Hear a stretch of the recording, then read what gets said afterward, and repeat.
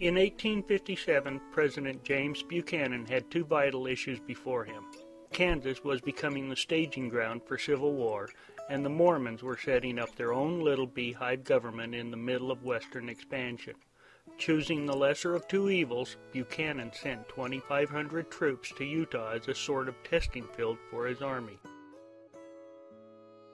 By attacking supply trains, burning Fort Bridger in the prairies ahead of the army, and running off with U.S. government livestock, the Mormons were able to slow the army down while winter set into the last remaining passes to the Utah Territory.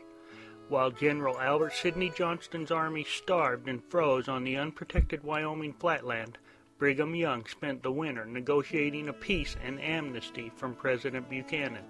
When Johnston was finally able to march through and abandon Salt Lake City in the spring of 1858, not a shot was fired.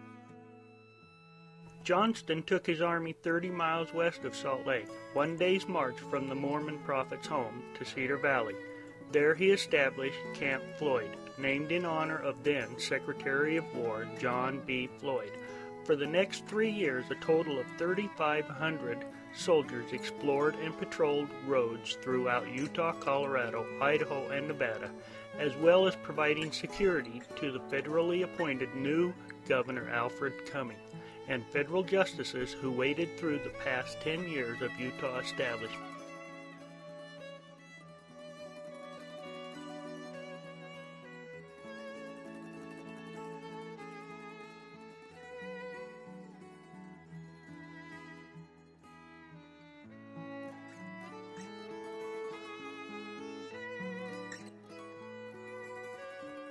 The tiny Mormon town of Fairfield, directly north of Camp Floyd, saw an alarming increase in population due to camp followers that consisted of gamblers, cheats, and carpetbaggers. More than 30 saloons rose up along the town's main street, along with all the extracurricular back alley activities.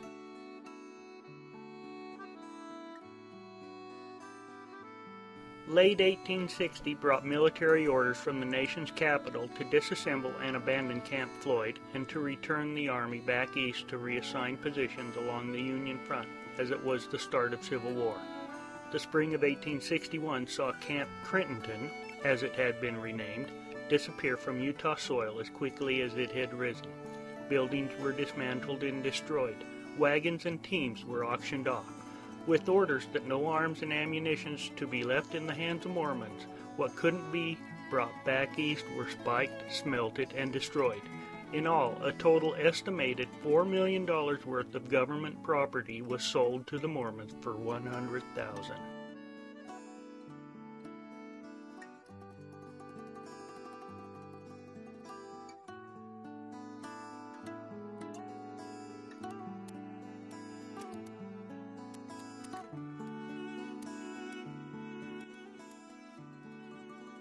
Notable military men who appear on Camp Floyd's register, who later went on to serve on both sides of the Civil War, include Albert Sidney Johnston, Edward R. S. Canby, William Wing Laurie, Charles F. Smith, Henry Heath, John Buford, John Reynolds, Jesse L. Reno, George B. Anderson, Louis A. Armistead, James Deschler, John Donovan, John Pegram, and even the infamous William Clark Quantrill.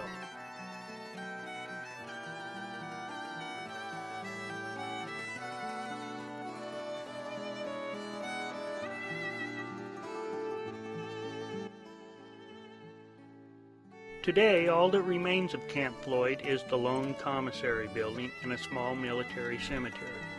The commissary has been restored and now houses a museum in remembrance of its heyday, with the stagecoach inn across the road. Fairfield has returned to its state of a small township, and the once busy parade ground of the military camp has returned to sagebrush and jackrabbits.